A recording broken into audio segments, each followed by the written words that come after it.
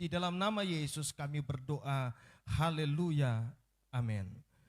Puji Tuhan, Bapak Ibu Saudara kekasih di dalam Tuhan, baik jemaat Tuhan yang ada di rumah, saudara-saudara yang menonton, melihat, mengikuti siaran live streaming ini, kami menyampaikan selamat berhari Minggu, selamat kita menikmati berkat-berkat di dalam Tuhan, sebab saya percaya berkat Tuhan selalu baru setiap hari bagi kita.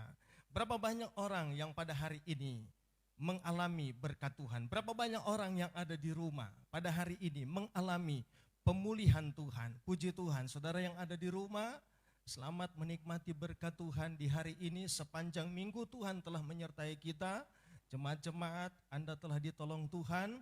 Tuhan pelihara, sekalipun kita melihat keadaan dunia bahwa pandemik dari penyakit berbahaya ini sementara ada di mana-mana, korban terus berjatuhan. Tapi saya percaya ada banyak orang telah mengalami pertolongan Tuhan, termasuk saudara dan saya yang ada pada hari ini. Puji Tuhan. Nah saudara, kita terus percaya bahwa firman Allah adalah kekuatan di masa yang sukar. Firman Allah adalah kekuatan. Kita tetap menghormati wibawa Allah sekalipun ibadah ini secara online, secara live streaming. Tapi saya percaya Tuhan ada di sini, Dia hadir di rumah, Dia hadir di kendaraan saudara, Dia hadir di jalan, di laut, di gunung, di lembah, di mana-mana Tuhan hadir. Dia Allah yang omnipresent. Nah saudara kekasih, membuka di dalam kitab Yeremia pasal 29 pada ayat yang ke-11. Kitab Yeremia 29 ayat 11. Ayat ini sudah lazim dibaca, tetapi saya berkeyakinan firman Allah selalu baru. Selama bertahun-tahun bangsa Israel makan mana? Yaitu roti yang turun dari sorga. Tetapi ketika roti itu diberi, selalu ada nutrisi yang berbeda, yaitu nutrisi yang tinggi untuk membangun kekuatan mereka, supaya mereka terus berjalan sampai ke negeri perjanjian. Yeremia 29 ayat 11. Sebab aku ini mengetahui rancangan apa yang ada padaku mengenai kamu. Jadi Tuhan tahu persis apa yang Dia rancangkan mengenai saya. Dia tahu persis apa yang Dia rancangkan mengenai Anda. Dia tahu persis apa yang Dia buat kepada saya, Dia buat kepada saudara. Tuhan tahu. Dia pegang kendali rancangan luar biasa di tangan Tuhan tentang saudara, tentang saya. Jadi Tuhan tahu. Dia membuat segala sesuatu dalam keadaan sadar. Dia tidak kehilangan kendali, dia tidak kehilangan kesadaran. Ini perkataan Tuhan, bahwa aku mengetahui rancangan apa yang ada padaku mengenai kamu. Nah, ini sifat atau isi dari rancangan Tuhan. Demikianlah firman Tuhan, yaitu rancangan damai sejahtera dan bukan rancangan kecelakaan. Jadi kalau hari ini Anda mengalami usaha, mungkin usaha saudara diambang kebangkrutan, itu bukan bagian dari rencana Allah. Kalau Anda masih sakit terbaring di tempat tidur, itu bukan bagian dari rencana Allah untuk membuat saudara menderita. Kalau toh Anda masih sakit, ada rencana Tuhan di balik penyakit itu. Kalau toh hari ini perusahaan saudara diambang kebangkrutan, ada rencana saudara. Mungkin Tuhan ingin mengalihkan pada usaha yang lain yang lebih profitable, yang lebih bonafit, yang lebih menguntungkan dari usaha Anda pada hari ini. Kalau Anda melihat sesuatu yang tidak baik, bukan berarti Tuhan kita jahat. Bukan berarti Dia Bapa yang kejam. Bukan berarti Tuhan merancangkan apa yang tidak baik dalam hidup kita. Selalu Allah merancangkan yang baik dalam hidup kita. Sekalipun kita melihat sesuatu yang tidak enak, tidak nyaman sementara terjadi. Jadi isi dari rancangan itu, sifat dari rancangan itu damai sejahtera dan bukan rancangan kecelakaan. Haleluya. Untuk memberikan kepadamu hari depan yang penuh harapan. Jadi tujuan dari rancangan Allah, rencana-rencana Tuhan itu untuk memberikan pengharapan di masa yang akan datang. Terjemahan asli ya dipakai kata akhirat. Ya, satu akhirat yang luar biasa penuh pengharapan. Jadi akhirat kita, akhir dari perjalanan kita telah ditentukan oleh Tuhan satu perjalanan yang ada pengharapannya, satu kehidupan kekal, satu pengharapan yang dirancang oleh tangan Tuhan dan pikiran Tuhan, yaitu rancangan penuh harapan kepada kita. Haleluya. Saudara kekasih di dalam Tuhan, kata aku mengetahui diterjemahkan dari bahasa Ibrani yada, yang memiliki beberapa arti. Yang pertama adalah mengenal, mengetahui, kemudian mempertimbangkan, terlatih, mampu membedakan, dan berpengalaman. Saudara, kalau semua ini ada dalam pikiran Tuhan, ada dalam pribadi Allah, sungguh luar biasa. Kalau ada anak kecil, saudara tanya kepada dia, "Dek, mau jadi apa nanti kalau besar?" Dia akan cepat-cepat bilang, "Saya jadi dokter." "Oh, kenapa jadi dokter?" "Supaya tidak gampang sakit." Padahal dia tidak tahu, ada banyak dokter toh juga jatuh sakit. Bahkan ada yang mati. Jadi ketika kita merancang sesuatu, ketika kita bercita-cita, kita belum tahu resiko di balik cita-cita itu. Ketika anak kecil dia bilang, "Ingin mau jadi apa?" Dia bilang, "Saya mau jadi polisi." "Kenapa mau jadi polisi?" "Supaya aman." Dia tidak tahu bahwa polisi juga beresiko. Bisa saja di tengah jalan ada orang jahat, bisa celakakan kita. Jadi ketika kita bicara, kita manusia terbatas untuk melihat 1, 2, 3 langkah ke depan. Tetapi Allah dalam setiap rancangan yang dia buat, Tuhan bertanggung jawab atas apa yang dia kerjakan. Saya beritahu kepada saudara, Tuhan sementara merancangkan sesuatu yang Tuhan tahu persis A sampai Z-nya. Tuhan merancangkan sesuatu dalam hidup saudara, Tuhan tahu 1, 2 kali, 3 kali, 4 kali, 5 bagi 5, akar 7 dan segala macam. Tuhan tahu detail dari segala rancangan Tuhan dalam hidup saudara. Jadi kenapa saudara dan saya tidak kita tempatkan hidup kita kepada jalan rancangan Tuhan? Karena akhirat dari rancangan itu adalah rancangan penuh pengharapan. Saudara, kalau saya menjanjikan sesuatu kepada saudara, saya mungkin bisa berkata insya Allah, ya. Saya bisa berkata mudah-mudahan, moga-moga, karena saya tidak bisa memegang perkataan saya, bahkan saya tidak bisa menjamin akhir dari apa yang saya janjikan kepada saudara. Tapi bersyukur kepada Allah, Dia merancangkan, Dia membuat satu rancangan yang Dia tahu persis apa yang akan terjadi di masa yang akan datang. Dia tahu persis apa yang Dia buat bagi kita. Makanya saudara, saya bersyukur kita memiliki Allah yang luar biasa, yang tahu siapa saya, yang tahu siapa saudara. Dia tahu apa yang ada dalam isi kepala saya. Dia tahu apa yang ada di dalam hati saya. Dia tahu kelemahan saya. Dia tahu ketika saya berdiri, bangun, duduk, berbaring. Tuhan tahu.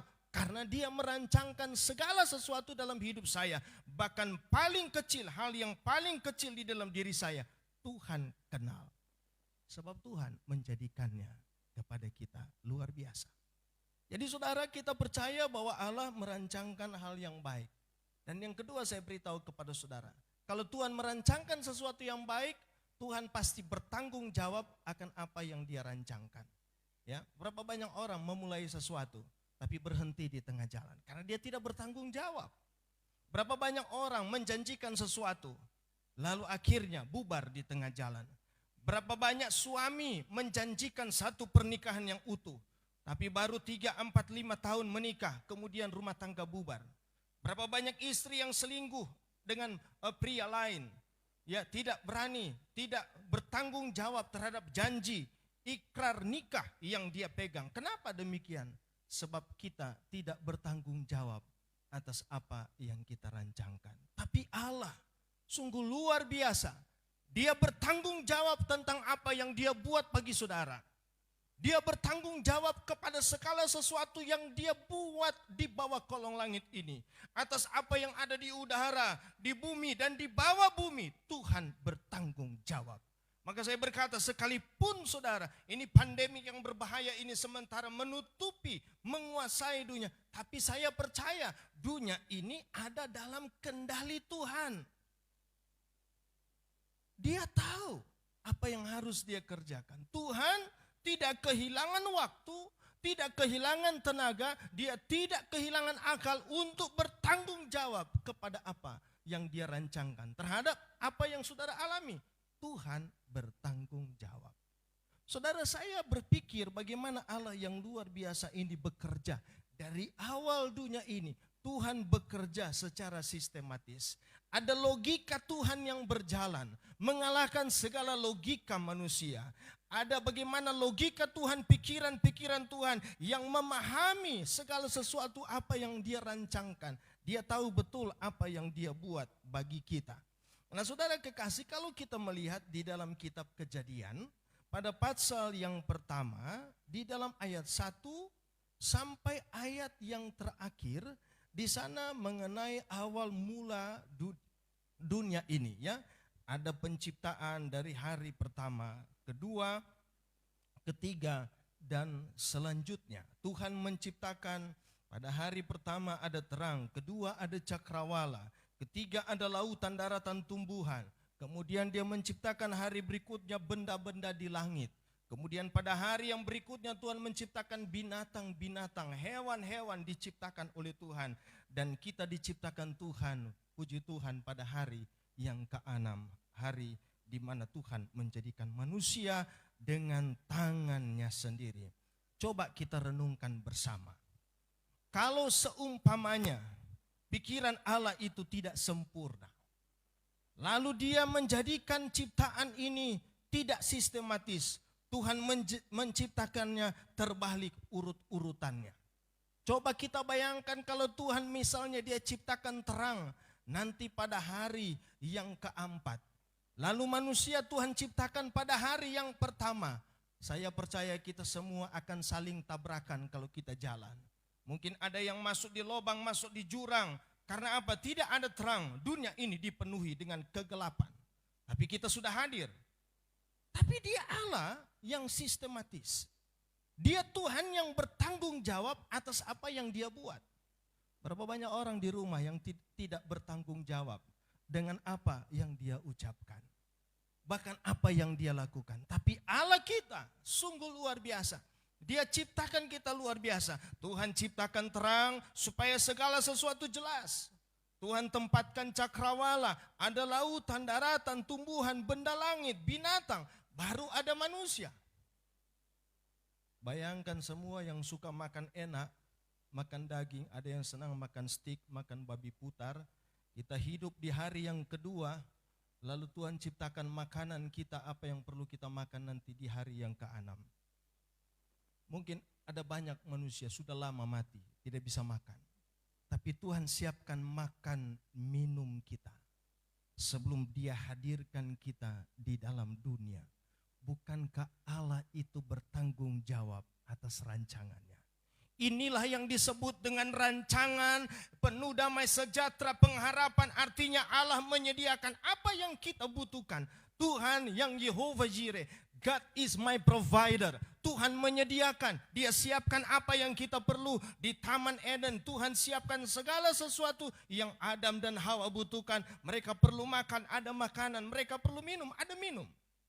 Bahkan Tuhan memberi mereka otoritas untuk berkuasa terhadap binatang-binatang.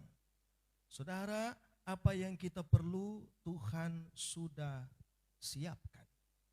Jadi mari kita renungkan, kalau Allah kita tidak bekerja secara sistematis, dia Tuhan yang tidak bertanggung jawab, apa jadinya dunia ini? Saudara, sebelum penyakit berbahaya ini ada, saya percaya Allah telah menyediakan solusi, jalan keluar. Apa yang Tuhan bilang di dalam firman Allah? Tuhan ingin supaya saudara dan saya lari hanya kepada Tuhan. Itu jalan keluar atas semua masalah hidup. Tuhan siapkan solusi di tengah persoalan yang kita alami. Tuhan telah lebih dahulu hadir, lebih dahulu mendahului segala persoalan yang memang juga Tuhan izinkan hadir di dalam dunia. Tapi saya percaya tidak ada satu persoalan yang tidak punya pemecahannya di dalam Tuhan, yang tidak punya clue-nya, ya, selalu ada. Selalu ada jalan keluar, selalu ada kunci jawaban dari persoalan-persoalan, dari semua pertanyaan-pertanyaan manusia. Yesus adalah jawabannya. Karena apa? Kembali kepada firman Allah, Tuhan bertanggung jawab. Hari ini berapa banyak orang merasa bahwa dia ada di dalam keadaan seperti terabaikan, tidak punya pertolongan. Beberapa rumah sakit, pasien di dalam penuh. Bahkan saya dengar ada pasien yang keluar dari rumah sakit walaupun belum sembuh karena takut ini pandemi yang luar biasa. Pasien lari. Ya, maka ada orang yang terjangkit takut untuk diperiksa. Wah, luar biasa saudara. Sementara ketakutan ada di dalam dunia ini, tapi Tuhan hadir memberi pengharapan. Hendaklah semua orang mengetahui bahwa Allah yang kita sembah adalah Tuhan yang bertanggung jawab. Dia bertanggung jawab atas makan minum saudara. Jadi kalau saudara pada hari ini sementara mengalami masa yang sukar, Tuhan bukan ingin menyiksa kita. Tuhan bukan merancangkan sesuatu yang susah, yang sukar bagi kita. Mungkin Anda sementara kesulitan keuangan, tapi bersyukur kepada Allah di tengah masa sulit. Tuhan pelihara kita. Selalu ada saja makanan di saat jam makan tiba. Saudara tidak kelaparan. Walaupun menu sederhana, tapi saudara tidak pernah dibiarkan Tuhan kelaparan. Supaya apa? Saudara mengenal dan mengetahui bahwa rancangan Tuhan bukan rancangan kecelakaan. Hari ini, berapa banyak orang ada di rumah? Berapa banyak yang ada di jalan-jalan? Yang ada di pulau-pulau, di seberang laut, di atas gunung, di lembah, yang sementara mendengarkan kabar baik ini, dengarlah bahwa Allah kita bertanggung jawab atas rancangannya. Tuhan bertanggung jawab atas usaha saudara. Tuhan bertanggung jawab buat warung saudara, dapur saudara, ya pundi-pundi saudara. Tuhan tidak biarkan pundi-pundi ini kosong. Perbendaharaan saudara akan tetap terisi penuh sekalipun di masa yang sukar. Bagaimana caranya pendeta? Caranya adalah seperti apa yang ditulis di dalam Alkitab. Dalam Mazmur pada pasal yang ke-37. Serahkanlah kekhawatiranmu kepada Allah dan percayalah kepadanya. Tuhan akan bertindak. Karena apa saudara? Kita percaya tangan Tuhan luar biasa. Pikirannya sempurna. Segala karya Allah sempurna dalam hidup kita. Kalau kita serahkan kepada tangan Tuhan, pasti jadi. Pasti tidak meleset. Pasti sempurna. Karena tangan Allah sempurna. Saudara, kalau Tuhan mampu untuk melakukan hal-hal yang luar biasa, lalu kenapa kita lari kepada dunia? Tapi hari ini, saudara kekasih dalam Tuhan, mengakhiri akhir dari firman Allah ini, saya memberikan kepada saudara satu kekuatan berbagi dari firman Allah ini. Percayalah kepada Allah, jangan putus di tengah jalan. Sebab akhir dari perjalanan hidup manusia, Yesus Tuhan sendiri berkata adalah satu masa depan, hari yang penuh harapan di dalam Tuhan. Haleluya. Saudara jangan kehabisan kekuatan untuk berjalan bersama dengan Tuhan.